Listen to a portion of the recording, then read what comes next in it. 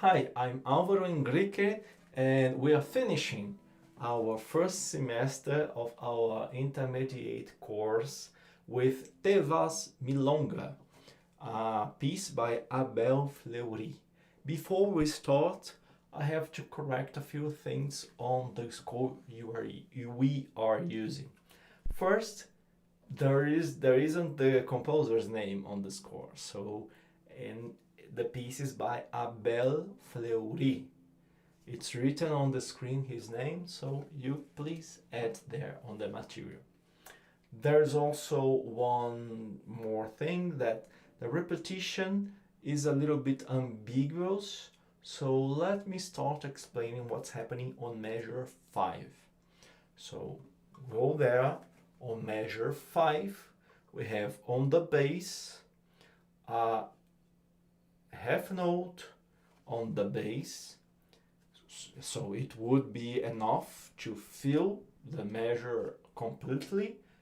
And on the upper voice, there is a pause of a 16th note with a dot. So that means we have only 3/4. There is one beat and 1/4 left. Then we have a double measure, and then we have the 1/4 and 1 time left.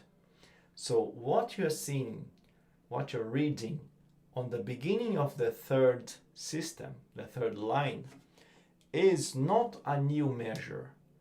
It's what is left of measure 5. It is still measure 5, okay? It could be written clearer, but that's how the edition chose, and it's not completely wrong. It's just difficult to read, but okay? This is measure 5. So the end of the second system and the beginning of the third system are both the measure 5, okay? And we have this sign, also called segno, on the C, which is on the last 4th quarter of the first beat, okay? Then we, at the last measure of the piece, we have the da segno al fin, which means from the sign to the end.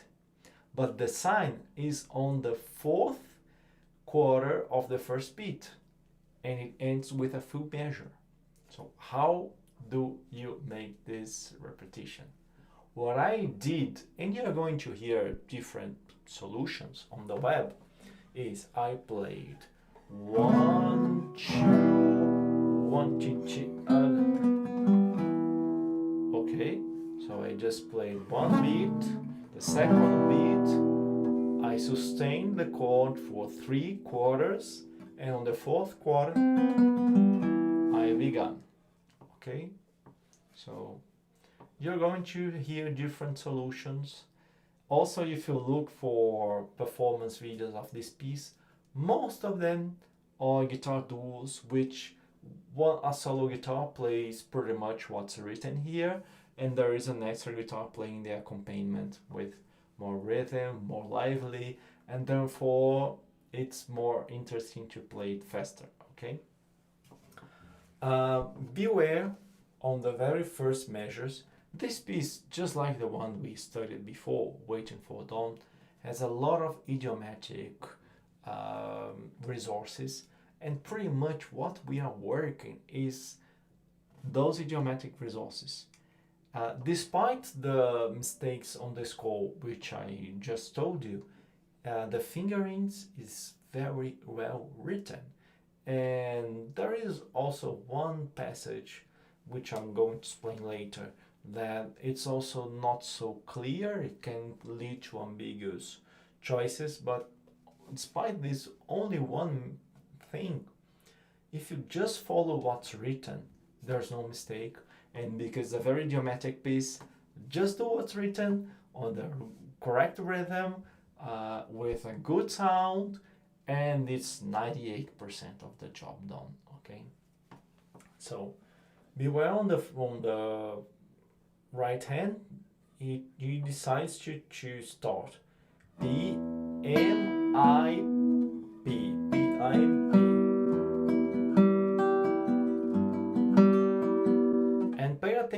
although it's written very small, we have M-I accent. Okay, it's very important to have this accent, and you're going to hear throughout the piece this accent or very idiomatic stuff happening on this fourth quarter of the beats. Okay, so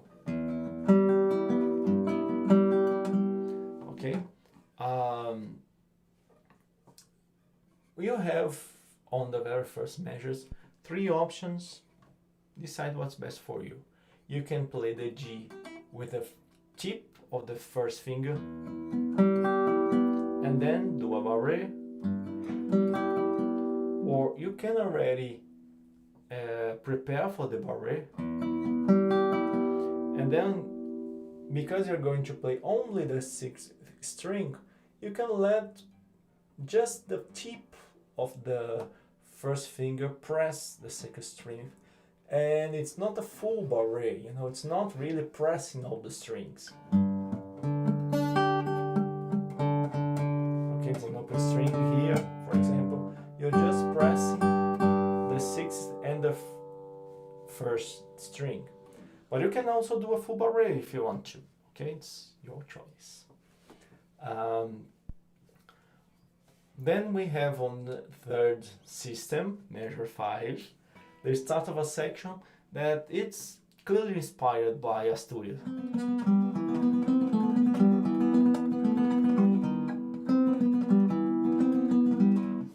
There is an Asturias aspiration, come on. And it demands that fingering, that written fingering for it to work, okay? On the right hand, it asks you to play thumb and I all the time. I myself prefer doing thumb and M. I think it's easier the movement B if you think this movement just closing the hand, the M is just this longest finger, so it's easier to think this way to reach the 2nd string. Even if you think also make this movement, the M also feels easier, but it's okay if you do I. It's not a problem also if eventually you change I and M, but I think it's not worthy for you to plan to really be alternating I and M. You know, it's not a simple rhythm to really be alternating. This will create an extra difficulty which you don't need to face. It's unnecessary, okay? Play the thumb and 1 finger. The edition suggested I think you can do with M, do as you like, but just thumb and 1 finger, no more, okay? Then, on the last measure of the 50th system, we start another idiomatic resource, which demands to have a change of position on the 4th quarter to the beat. So that's the effect. It needs to do so, especially because if you add this accent on the 4th quarter, just like you did on the first measures.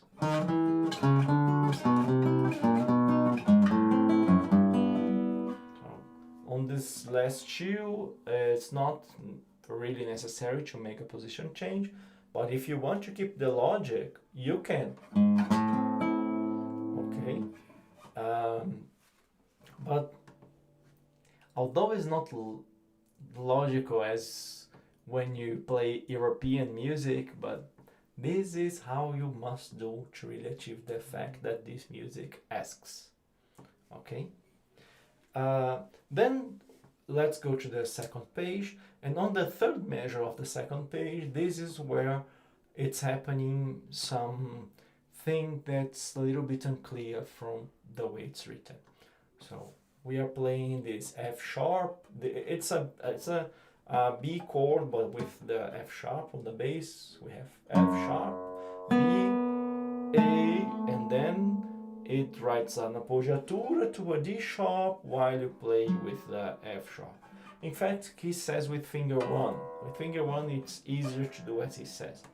But this is not exactly, this is not really what's happening. What's happening really is just gliss, and then you reach the F sharp.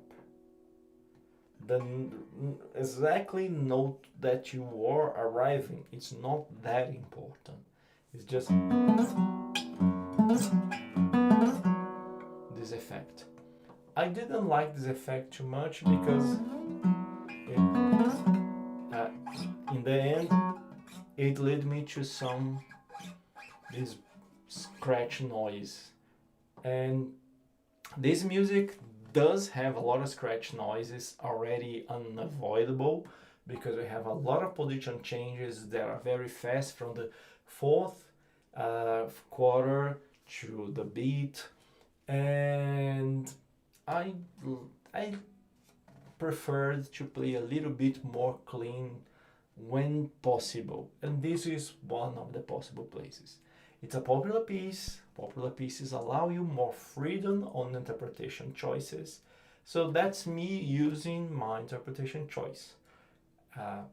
You can choose differently. You can think that it's very nice, this effect, and you should do anyway. And this scratch is not a problem because some noise is idiomatic to that piece. That's fine. That's you having your interpretation choice. Okay. Let's start from there. We reach this F sharp, and then we start having a lot of position changes from the fourth quarter to the beat. And I know, at least for me, we have a temptation to choose fingerings that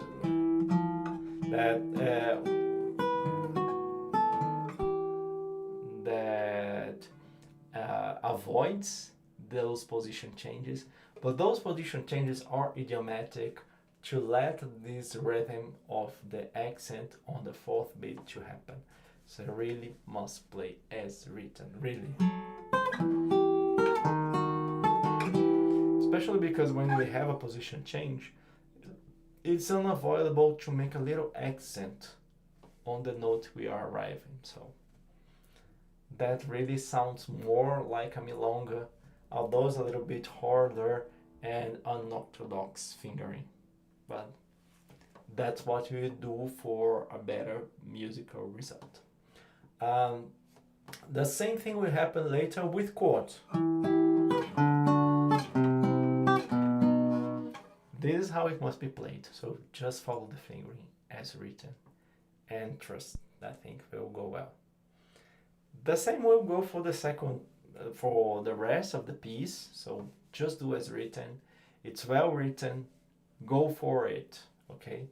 There is one measure only that I did something different.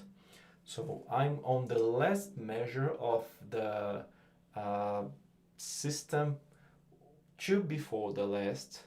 Okay, so we are in a F sharp chord, B major chord, B major chord, I'm a little bit tired, B major chord. So instead of playing as it suggests, I just played with a bar rate, and then I end up sooner, the F sharp, yeah, that's the price. So then I change position for the D sharp, and then I gliss, change position here, okay. That's the only difference that I do. Remember to make the repetition. If possible, play that in duo. It sounds so much fun, but it's better if you find someone from Argentina, Uruguay, or south of Brazil to play with, because they really will get the rhythm because they hear that since they're kids. One more thing for you is this piece, especially because it has so many geometric effects and you have some memory on the fingering. I don't mean that you have to memorize the piece as fast as possible, but at least You have to have some idea where the fingering will go, and reading will be more like reminding you than really reading. It's very important to work on those phases of the learning, which you first are learning only the fingering without caring about the rhythm, and then you play out loud saying the notes. So C, P, G, A, C, P, G, F, Mi, Fa, Fis, Gis, Mi, La, Fis, E, and so on. Work on that. Take more time in these phases of the study, and probably that will be the cycle of learning that piece that will take you more time, but that's okay. When you really master and be able to remember which note you are playing and where you're playing, that's it. The piece is learned and you're not having any problem since. Have fun.